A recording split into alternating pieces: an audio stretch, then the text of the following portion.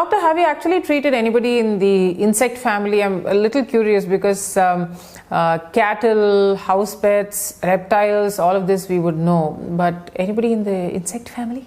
Yeah, insect, bees, I know.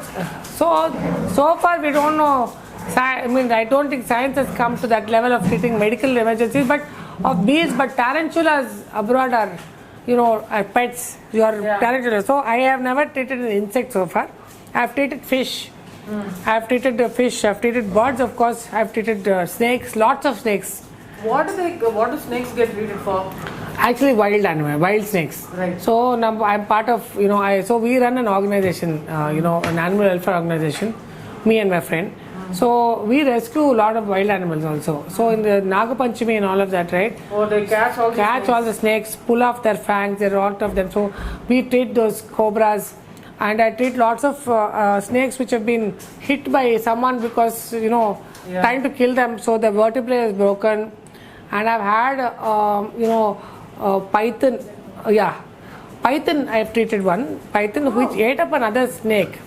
That one, and then we vomited that snake because this was a rock python that one of our friends had rescued. So we have this Friends of Snake Society, which was also part of the. How do they rescue a python? It's a thing. What happens is people are building all over everything, all the places when they're digging up. The city is expanded. I don't know how many animals I had when Jubilee Hills was made and when all of those Gachibowli and all that. All those animals have been replaced.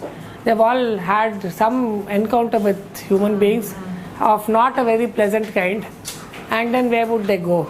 And then of course peacocks from KBR just come in. I've treated anteaters. I've treated even a lion.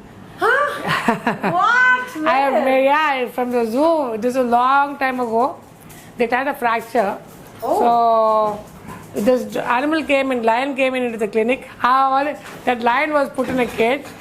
We of course sacrificed, and of course all over the fleas all over the place. I had fleas all over me also for taking X-rays. I was only that time when I first realized this. When I started the clinic, my neighbors, I just started in the shed because I didn't even know if a clinic would work. And I didn't want to pay rent. So that was the major expense. So I said I'll start in this place. And my neighbor's dog, he ate up a ball.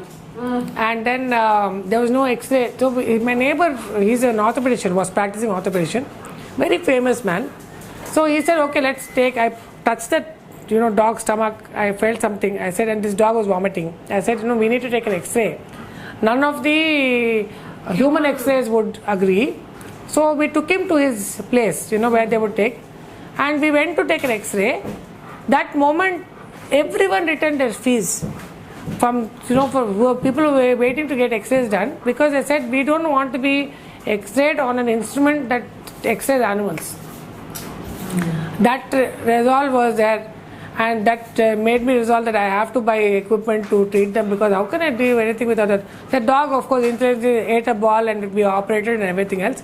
But what happened was I bought an X-ray. The first instrument I bought was an X-ray, and I had bought other things. And so this was a facility which only working animal X-ray facility. Right. So people would bring in their animals, and so in PFA we used to also rescue all these bears. Bears used to be taken for dancing, dancing bears. So me and my friend Vasanthi, in fact, she's been responsible for making the bear safari in our zoo.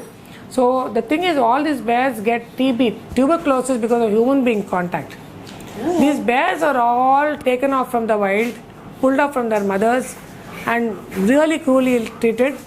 But the only thing, this tuberculosis cannot get into the zoo.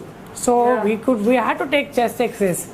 So we used to get bears in the clinic, and I used to tranquilize them, and I used to take chest X-rays and take. This lion came in for an X-ray because his father gave him a friendly tap on the leg, on the arm, and got fractured. And then actually that time I was doing my research in the race course, and so we required my professor, Dr. Sridhar. He was very good at anesthesia. He was trained in England for surgery, orthopedics at that time. And we needed a big table for doing the surgery.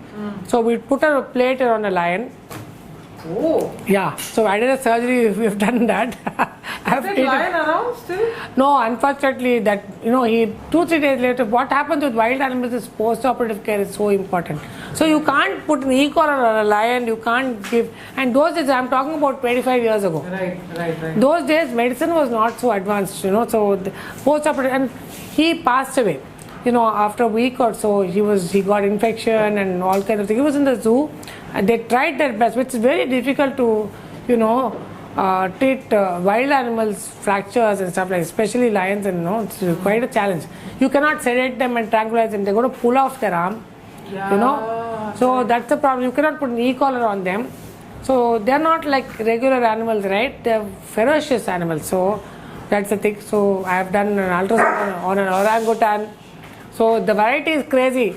And I'm telling you that's why every day I say for me it's an adventure. My daily I am looking forward to my adventure every day.